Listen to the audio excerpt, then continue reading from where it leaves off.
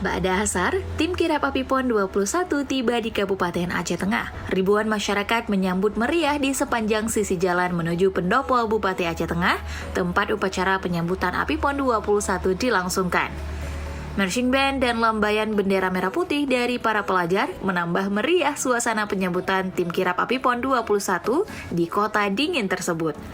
Tari Guel, tarian khas Aceh Tengah, menjadi rangkaian akhir prosesi penyambutan pada Selasa 3 September 2024.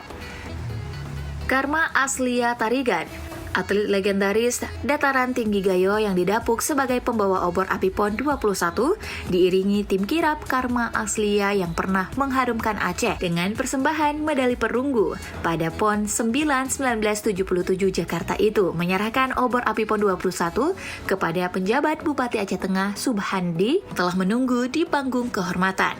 Prestasi Karma Aslia Tarigan di arena pencaksilat tidak main-main. Pria Parubaya kelahiran desa Asir-Asir pada 19 September silam itu beberapa kali merebut medali emas di cabang olahraga asli tanah air itu.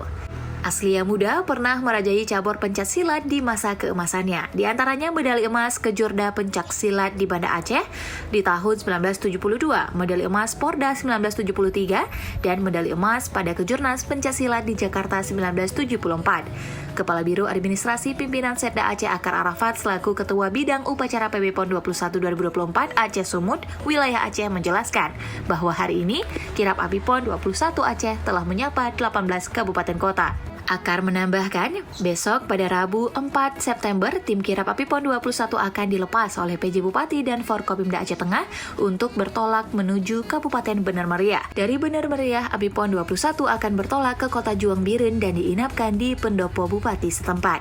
Akar mengapresiasi hangatnya sambutan para bupati dan wali kota, serta antusiasme masyarakat menyambut tim kirap api PON 21.